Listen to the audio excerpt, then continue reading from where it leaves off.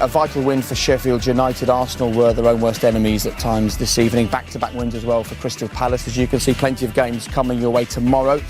This is what it means for the Premier League table.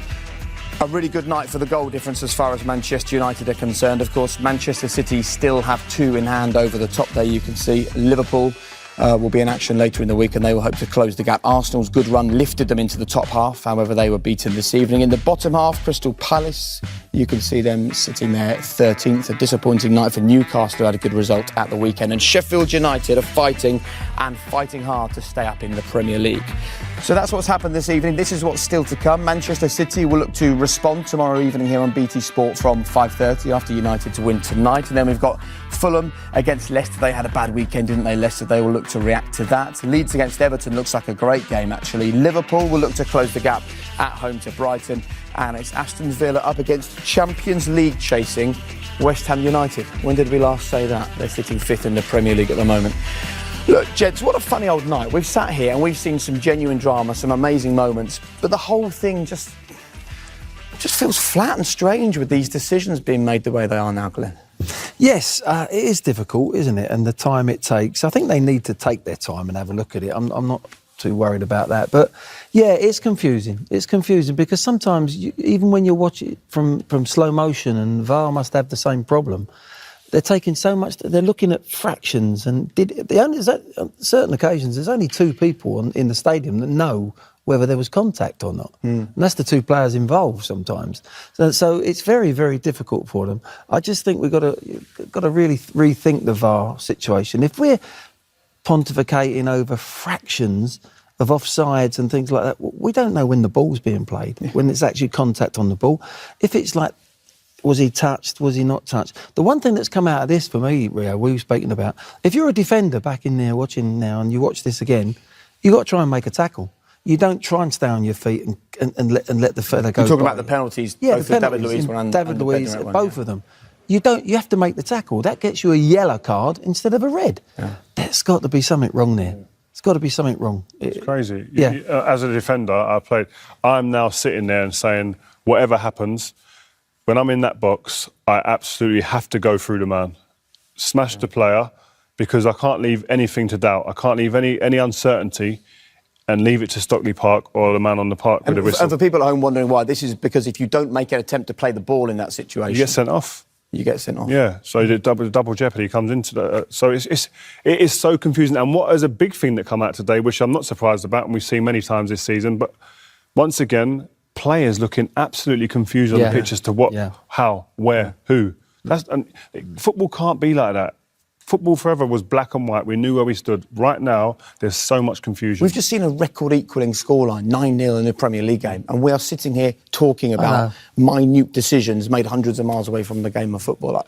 Is that the future? Yeah, because there's a new rule or a new understanding of a rule that comes out every single week now. So it kind of takes away from... We're sitting here a 9-0 game. It's an unbelievable game in that sense. It's clear and obvious that we brought VAR in, and I was for VAR, but not for fractions and these decisions. On-field decisions, let them continue with the on-field. Let them go over to the screen and have a look, and let them make the decisions. But when it's clear and obvious that it's offside or not offside or him, that is where we're getting ourselves in trouble. OK. Strange old night, wasn't it? However, Manchester United will be delighted. Let's get some reaction. Marcus Rashford is with Des.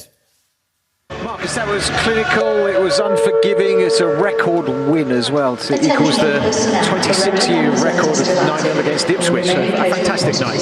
Yeah, it's always good to score lots of goals. And yeah, we're just happy, it's 3 points that we've needed. We've dropped some points in the last few games. And we needed to get back to winning ways, so today was a brilliant opportunity to do that. It looked like the strikers were going to make a statement tonight. I mean, and it can be a puzzle when you come up against 10 and eventually 9 men, but the movement and everything you're doing was actually making it much simpler for yourselves tonight. Yeah, that's it. Just be as simple as possible, keep moving, and just be positive. It's easy to take your foot off the gas and just keep possession, but we wanted to go out in the second half and score more goals, and the lads did that in the second half. Yeah, you dismantled Southampton. Some sympathy for them from us, but no sympathy for the red card. That could have been very serious at the start of the game. Yeah, it's a challenge. I think he's quite unlucky. I don't think he's meant it in a nasty way. but he's just a little bit late there, and Scotty's felt the consequences of that. But yeah, I think it was a red card, but you know, unfortunate for the young player. The first half was merciless though, 4-0 at half-time. There were threats everywhere. Yeah, I think the first half really set the tone for us. From there, when we come in at half-time, it's just about keeping the right mentality and a positive attitude, really, and going to finish the game and score more goals. And you passed Eric Cantona on the United all-time list of goal scorers, and that's a pretty impressive list to be on. And of course, a player that has been revered by United fans through the years. Yeah, he's obviously a top player that's done a lot for this club. So yeah, I'm pleased to go past him today, and you know, for me, I just want to score more goals and keep helping the team. We sort of hungered the team, but it was essential to respond, wasn't it? City are charging, Liverpool are getting back on track too. Yeah, but we have to not look at them and we focus on ourselves. You know, we're a team that's still improving. We're not a team that's been, you know, a ready-made team for the last 2 or 3 years. I think we're just getting there now, and you know, we're still learning a lot as a group. So we have to concentrate on ourselves and just keep improving and working on ourselves. I want to change tack a little bit, because we saw a statement on the front of the programme tonight, the United team united against racism. And it's important to speak out, because players are being targeted, yeah. Players are having to put up with some just unforgivable abuse. Yeah, it's something that's happening, and you know, as much as we try and make it look like a sport that is full of positives, which for me growing up, that's what I always seen football as. It was a sport where people can express themselves and just be themselves on the pitch. And it's disappointing when things like this happen in football, but you know, the reality of it is that it's happening, and we all have to stand up and be heard, really. And that's all I can really say on it. I think only time will tell if the situation improves. But as for the time being, it's not really improved over the last few years.